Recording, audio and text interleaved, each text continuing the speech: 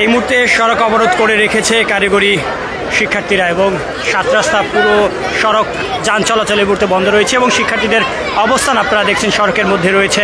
আপনাদের যদি তাদের দাবিগুলোর কথা একটু জানিয়ে রাখি, প্রকৌশল অধিকার আন্দোলন কর্তৃক ডিপ্লোমা প্রকৌশলীদের প্রকাশ্যে হুমকি প্রদানকারীদের সর্বোচ্চ শাস্তি নিশ্চিত করতে হবে। বিএসসি ইঞ্জিনিয়ারিং শিক্ষার্থীদের অযৌক্তিক 3 দফা দাবির পক্ষে পরিচালিত সকল কার্যক্রম রাষ্ট্র কর্তৃক অবিলম্বে বন্ধ করতে হবে। কারিগরি ছাত্র আন্দোলন বাংলাদেশ উপস্থাপিত যৌক্তিক 6 দফা দাবির রূপরেখা ও সুপারিশ অনুযায়ী পূর্ণাঙ্গ বাস্তবায়ন করতে হবে।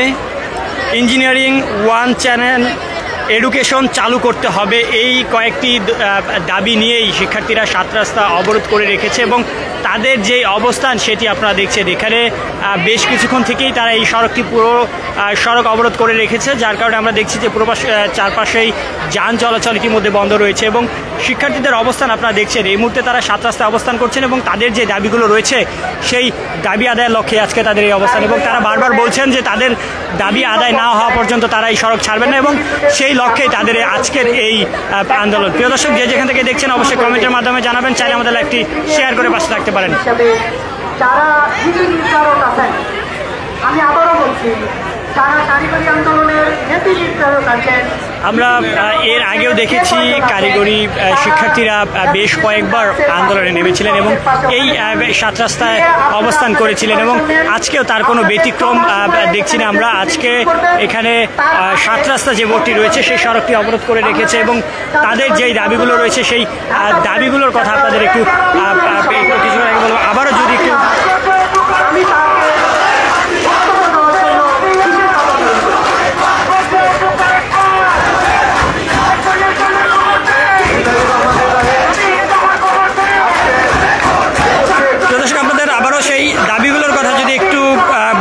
প্রকৌশলী অধিকার আন্দোলন কর্তৃক ডিপ্লোমা প্রকৌশলীদের প্রকাশ্যে হত্যার হুমকি প্রদানকারীদের সর্বোচ্চ শাস্তি নিশ্চিত করতে হবে।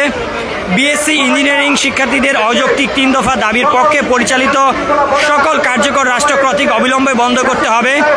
কারিগরি ছাত্র আন্দোলন বাংলাদেশের উত্থাপিত যৌক্তিক 6 দফা দাবির রূপরেখা সুপারিশ অনুযায়ী পূর্ণাঙ্গ বাস্তবায়ন করতে হবে। ইঞ্জিনিয়ারিং 1 চ্যানেল এডুকেশন চালু করতে হবে। এই কয়েকটি দাবি নিয়ে এই মুহূর্তে ডিপ্লোমা আর সিএসসির মান বুয়েটের মতো করতে হবে, বেশ কয়েকটি দাবি নিয়ে আসলে তারা এই মুহূর্তে সড়ক অবরোধ করে রেখেছে। সাত রাস্তা পুরো সড়ক অবরোধ করে রাখার কারণে আমরা ইতিমধ্যে লক্ষ্য করছি চারপাশে যান চলাচল বন্ধ হয়ে গিয়েছে। আমরা দেখেছি তাদের সেই অযৌক্তিক দাবিতে তারা রাজপথে নেমেছে, এমনকি দেশের যে কোনো পরিবেশ পরিস্থিতির প্রেক্ষাপট নষ্ট করার জন্য যে পাল্টানো শুরু করেছে তাদের সে 3 দফা দাবি হল ভিত্তিহীন।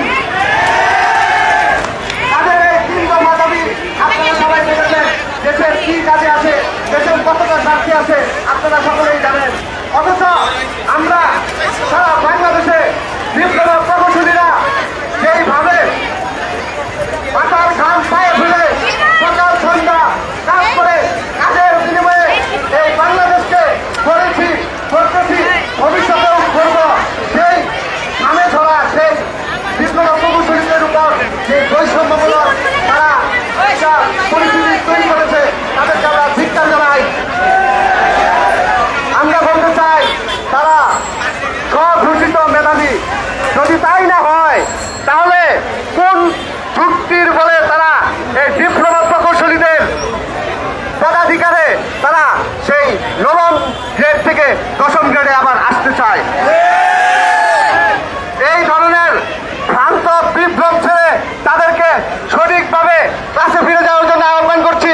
আজকে আমাদের এখানে থাকার, রাস্তা অবরোধ করার কোনো প্রয়োজন ছিল না। আপনারা যদি এই ভ্রান্তির এই অযৌক্তিক দাবিগুলা নিয়ে দেশকে অস্থিতিশীল না করতেন, দেশটা সত্যিকার অর্থে প্রকৌশলীদের জন্য শান্ত একটা সুস্থ একটা পরিবেশ বজায় থাকতো। কাজে আমরা বলতে চাই আপনারা সঠিক পথে ফিরে আসুন, আপনারা আপনাদের সম্মান নিয়ে থাকুন, আমরা আপনাদের সম্মান করি। আপনারা আমাদের শিক্ষাগত যোগ্যতা এমনকি আমাদের যে মেধা সেই মেধাকে সম্মান করতে শিখুন। প্রিয় ভাইয়ের আমার,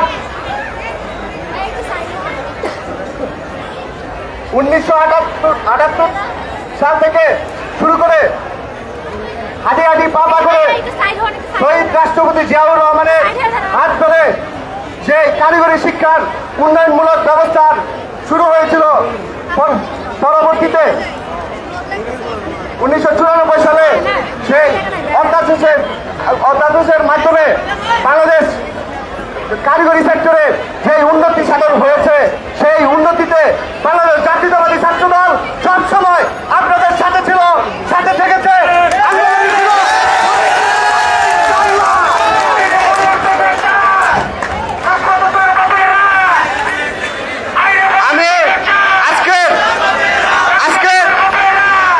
আমি আজকের এই সুশৃঙ্খল শান্তশিষ্ট পরিবেশ পরিস্থিতি বজায় রেখে আন্দোলন করার জন্য আমার সকল সহযোদ্ধা প্রিয় ভাই ও বোনদের আন্তরিকভাবে ধন্যবাদ ও কৃতজ্ঞতা জ্ঞাপন করতেছি।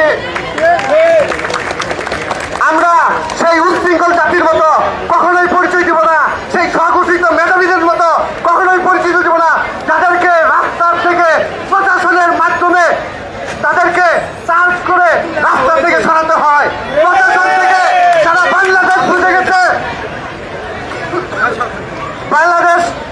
সারা বাংলাদেশ বুঝে গেছে, সারা বাংলাদেশের জনগণ, সকল শিক্ষার্থীরা বুঝে গেছে, তাদের যা দাবির যদি যৌক্তিকতা থাকতো তাহলে এভাবে এসে রাস্তা অবরোধ করে রাতের বেলায় মত তৈরি করে কোনো দাবি আদায় করা তাদের কোনো প্রয়োজন থাকতো না।